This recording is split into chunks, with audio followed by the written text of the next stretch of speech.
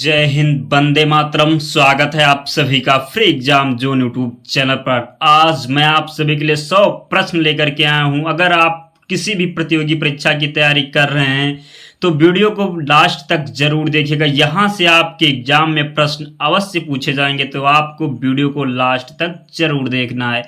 तो चलिए वीडियो को प्रारंभ करते हैं। पहला प्रश्न देखते हैं। भारतीय संविधान में संघवाद किस देश से लिया गया है? प्रश्न है, भारतीय संविधान में संघवाद किस देश से लिया गया है?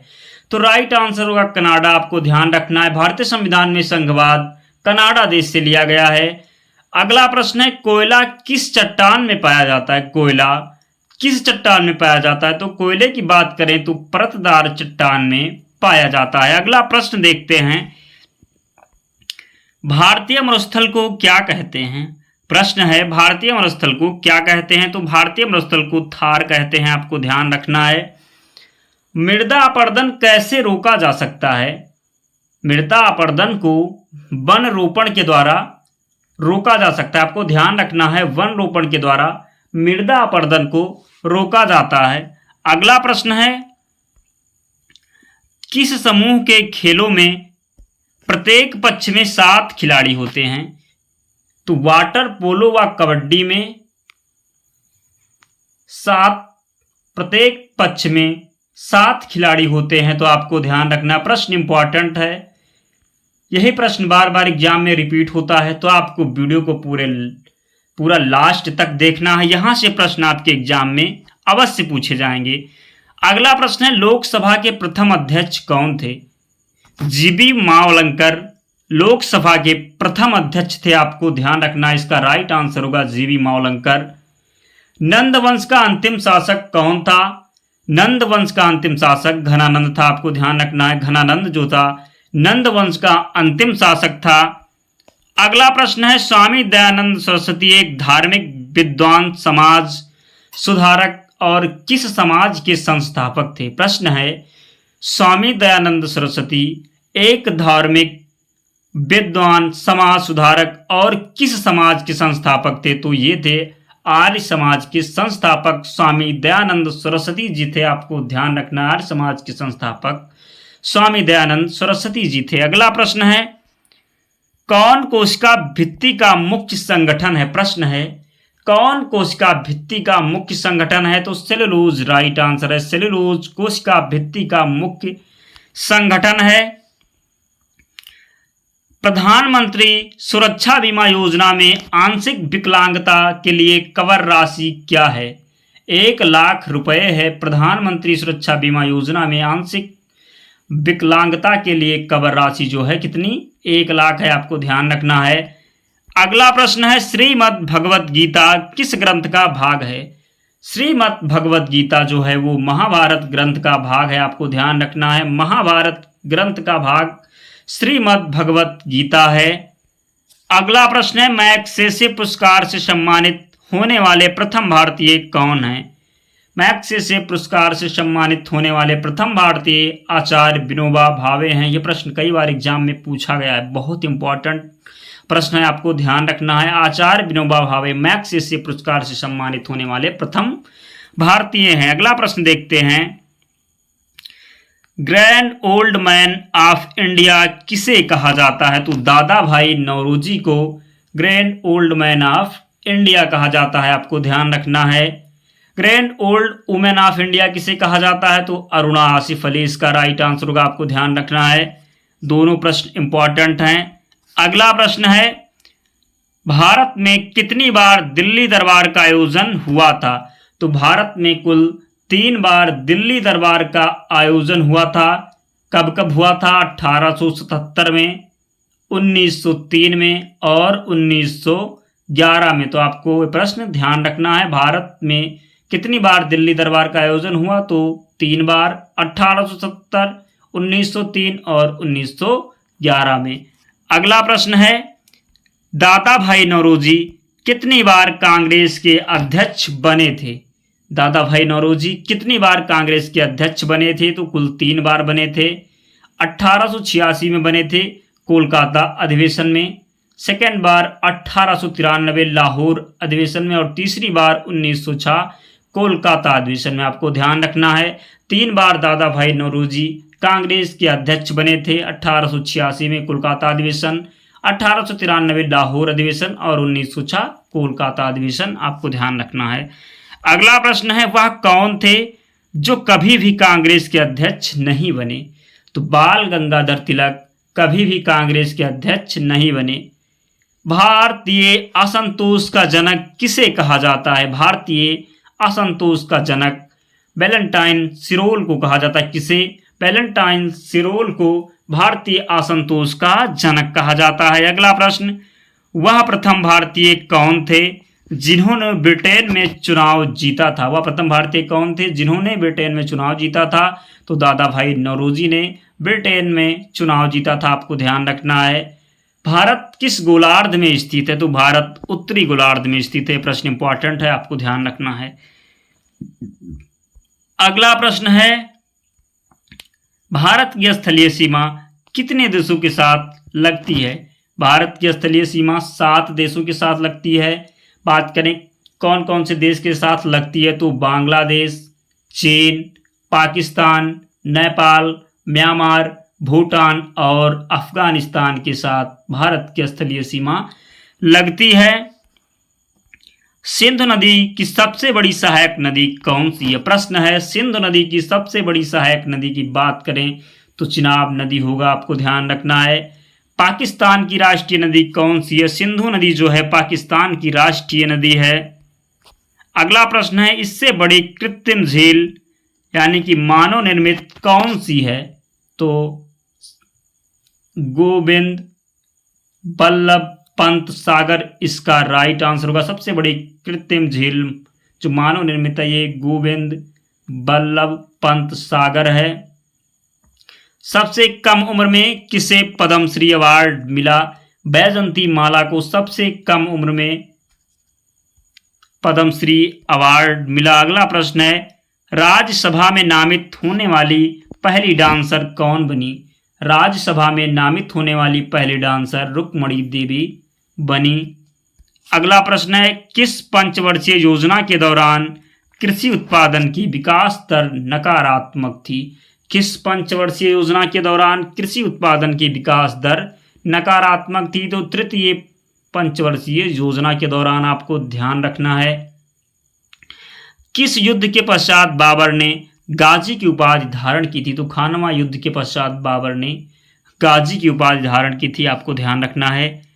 कार्डमम पहाड़ी कहाँ स्थित है? केरल में स्थित है कार्डमम पहाड़ियाँ।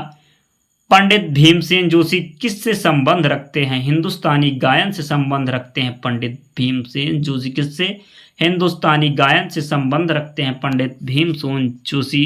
अगला प्रश्न देखते हैं जनसंख्या के मामले में पाकिस्तान विश्व में किस स्थान पर है? तो जनसंख्या के मामले में पाकिस्तान विश्व में 6ठे नंबर पर है। आपको ध्यान रखना कितने नंबर पर है? 6ठे नंबर पर है जनसंख्या के मामले में पाकिस्तान विश्व में। पदार्थ का प्रमाण सिद्धांत किसने प्रतिपादित किया? पदार्थ का प्रमाण सिद्धांत जो है वो डाल्टन ने प्रतिपादित किया। डाल्टन ने पदार्थ का प्रमाण सिद्धांत प्रतिपादित किया। कई बार एग्जाम में प्रश्न पूछा गया है तो इसका राइट आंसर होगा डाल्टन। अगला प्रश्न है भारत में सिक्कों की दशमलव प्रणाली को कब प्रवर्तित किया गया? भारत में सिक्कों की दशमलव प्रणाली को अप्रैल 1957 में परिवर्तित किया गया। कब? अप्रैल 1957 में भारत में सिक्कों की दशमलव प्रणाली को प्रवर्तित किया गया। आपको ध्यान रखना है। मीर हसन देवी किसके दरबार में था? मीर हसन देवी जो था अलाउद्दीन खिलजी के दरबार में था। आपको ध्यान रखना है। अगला प्रश्न है कराची अधिवेशन कहाँ पर हुआ था? तो कराची अधिवेशन पाकिस्तान में हुआ था। कहाँ? पाकिस्तान में कराची अधिवेशन हुआ था। ध्यान रखना है आपको। हरिपुरा अधिवेशन किससे संबंधित है? सुभाष चंद्र बोस से संबंधित है हरिपुरा अधिवेशन। आपको ध्यान रखना है। अगला प्रश्न है 1940 से 1945 तक कांग्रेस के अध्यक्ष कौन रहे? 1940 से 1945 तक कांग्रेस के अध्यक्ष मौलाना अबुल कलाम रहे। आपको ध्यान रखना कौन? मौलाना अबुल कलाम 1940 से 1945 तक कांग्रेस के अध्यक्ष रहे। आज़ाद फॉरवर्ड ब्लॉक की स्थापना किसने की थी? सुभाष चंद्र बोस जी ने आज़ाद फॉरवर्ड ब्लॉक की स्थापना की थी। कई बार प्रश्न एग्जाम में पूछा गया है, तो आपको ध्यान रखना है फॉरवर्ड ब्लॉक की स्थापना सुभाष चंद्र बोस जी ने की है। अगला प्रश्न है, लाहौर अधिवेशन कब हुआ था? तो 31 दिसंबर 1929 को लाहौर अधिवेशन हुआ था। पीटी नेहरू की अध्यक्षता में 1929 में लाहौर अधिवेशन हुआ, आपको ध्यान रखना है। बंगाल का विभाजन कब हुआ था? बंगाल का विभाजन 16 अक्टूबर 1905 को हुआ था, आपको ध्यान रखना है। सभी राष्ट्रों के लिए एक ध्वज आवश्यक है, इसके लिए लाखों लोग मारे गए, किसका कथन है? तो महात्मा गांधी का कथन है। सभी राष्ट्रों के लिए ध्वज आवश्यक है, एक ध्वज आवश्यक है, इसके लिए लाखों लोग मारे गए, महात्मा गांधी राइट आंसर होगा। विश्व का सबसे बड़ा क्रिकेट स्टेडियम भारत के किस राज्य में बनाया जा रहा है? तो गुजरात में बन चुका है विश्व का सबसे बड़ा क्रिकेट स्टेडियम, जिसका नाम है मोटेरा स्टेडियम या नरेंद्र मोदी स्टेडियम, मोदी जी के नाम पर है। तो आपको ध्यान रखना है विश्व का सबसे बड़ा क्रिकेट स्टेडियम जो कि गुजरात में है। अगला प्रश्न है, भारतीय आर्थिक सुधारों के जनक का नाम क्या था? भारतीय आर्थिक सुधारों के जनक का नाम पीवी नरसिम्हा राव है, आपको ध्यान रखना है। अगला प्रश्न है, भारत के उपराष्ट्रपति के रूप में नियुक्ति के लिए न्यूनतम आयु कितनी होनी चाहिए? तो 35 वर्ष होनी चाहिए। राज्यपाल, उपराष्ट्रपति और राष्ट्रपति के लिए नियुक्ति के लिए आपको ध्यान रखना है 35 वर्ष आयु होना चाहिए। किस गुरु को चरमकार संत के रूप में जाना जाता है? तो रविदास जी को चरमकार संत के रूप में जाना जाता है, तो ये प्रश्न आपको ध्यान रखना है। किस क्रिकेट खिलाड़ी ने 16 वर्ष की आयु में कराची में अपने टेस्ट कैरियर की शुरुआत की थी? सचिन तेंदुलकर इसका राइट आंसर होगा। सचिन तेंदुलकर ने 16 वर्ष की आयु में कराची में अपने टेस्ट कैरियर की शुरुआत की थी। अगला प्रश्न है, भारत के सर्वोच्च न्यायालय का उद्घाटन सत्र कब हुआ था? भारत के सर्वोच्च न्यायालय का उद्घाटन सत्र कब हुआ था? तो 28 जनवरी 1950, आपको ध्यान रखना है। अगला प्रश्न है, 1927 में मंदिर प्रवेश आंदोलन किसने शुरू किया था? 1927 में मंदिर प्रवेश आंदोलन भीमराव अंबेडकर जी ने शुरू किया था, आपको ध्यान रखना है।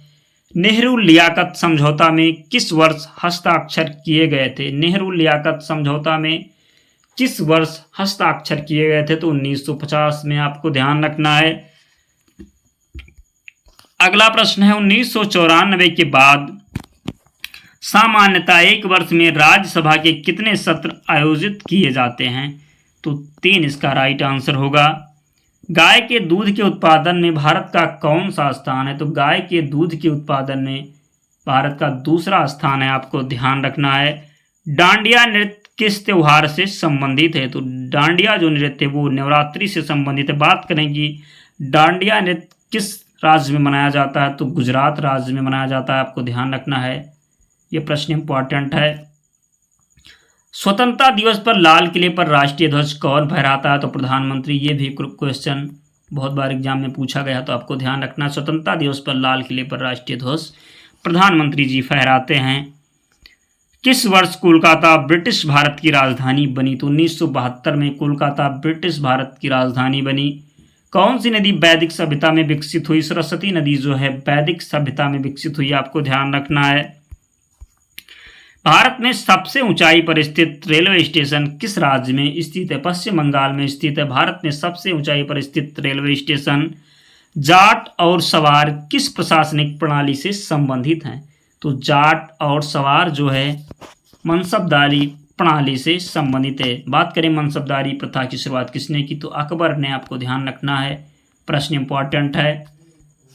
अगला प्रश्न है, भगवान राम पर केंद्रित भक्ति आंदोलन के अग्रदूत कौन थे? भगवान राम पर केंद्रित भक्ति आंदोलन के अग्रदूत रामानंद जी थे, तो आपको ध्यान रखना है। रामानंद जी भगवान राम पर केंद्रित भक्ति आंदोलन के अग्रदूत थे। मार्बल कैंसर क्या है? मार्बल कैंसर क्या है? तो अम्लीय वर्षा के कारण मार्बल का क्षरण इसका राइट आंसर होगा। अगला प्रश्न देखते हैं, बिहार में कैसा विधान मंडल है? तो बिहार में द्विसदनीय विधान मंडल है, आपको ध्यान रखना है। द्विसदनीय विधान मंडल बिहार में है। 73वें संवैधानिक संशोधन अधिनियम के अनुसार पंचायत का कार्यकाल कितना होता है? तो 5 वर्ष, आपको ध्यान रखना है। अगला प्रश्न देखते हैं, भारतीय मौद्रिक नीति समिति में कितने सदस्य हैं? भारतीय मौद्रिक नीति समिति में कितने सदस्य हैं? तो 6 सदस्य हैं, आपको ध्यान रखना है। भारतीय महिला मुक्केबाज मैरी कॉम किस उत्तर पूर्वी राज्य से हैं? तो भारतीय महिला मुक्केबाज मैरी कॉम मणिपुर राज्य से हैं, आपको ध्यान रखना है। जलियांवाला बाग नरसंहार के बाद किसने अपनी नाइटहुड की उपाधि लौटा दी थी? तो रविंद्रनाथ टैगोर जी ने जलियांवाला बाग नरसंहार के बाद अपनी नाइटहुड की उपाधि वापस कर दी थी। रण उत्सव किस राज्य में मनाया जाता है? गुजरात राज्य में रण उत्सव मनाया जाता है, आपको ध्यान रखना है। महात्मा गांधी ने किस शहर में नमक कानून को तोड़ा था? तो दांडी में महात्मा गांधी जी ने नमक कानून को तोड़ा था। गोलकुंडा किला कहाँ स्थित है? हैदराबाद में स्थित है गोलकुंडा किला, आपको ध्यान रखना है। अर्थशास्त्र नामक पुस्तक किसने लिखी है? कौटिल्य ने लिखी है अर्थशास्त्र नामक पुस्तक। गोरा नामक उपन्यास के लेखक कौन हैं? तो रविंद्रनाथ टैगोर गोरा नामक उपन्यास के लेखक हैं। गीतांजलि के भी रविंद्रनाथ टैगोर जी हैं। गीतांजलि के लिए नोबेल पुरस्कार साहित्य के क्षेत्र में 1913 में रविंद्रनाथ टैगोर जी को मिला। कब? 1913 में। तो ये भी आपको ध्यान रखना है। अगला प्रश्न है, किस देश में प्रथम हॉकी संघ का गठन हुआ था? तो यूके में प्रथम हॉकी संघ का गठन हुआ था। दोस्तों वीडियो कंप्लीट हो गई। अगर आपने अब तक वीडियो को लाइक नहीं किया है तो प्लीज़ आप लोग वीडियो को लाइक कर दीजिए। हम आपकी ऐसी वीडियो डेली लाते रहेंगे। और अगर चैनल पर नए हैं तो चैनल को सब्सक्राइब करके बेल आइकन भी प्रेस कर दीजिए। अगर आपको इसकी PDF चाहिए तो टेलीग्राम चैनल का लिंक डिस्क्रिप्शन बॉक्स में है, वहाँ से आप टेलीग्राम चैनल को ज्वाइन कर लीजिएगा, आपको PDF मिल जाएगा। तो मिलते हैं अगले वीडियो में, तब तक पढ़ते रहिए, ध्यान रखिए अपना, स्वस्थ रहिए और सुरक्षित रहिए।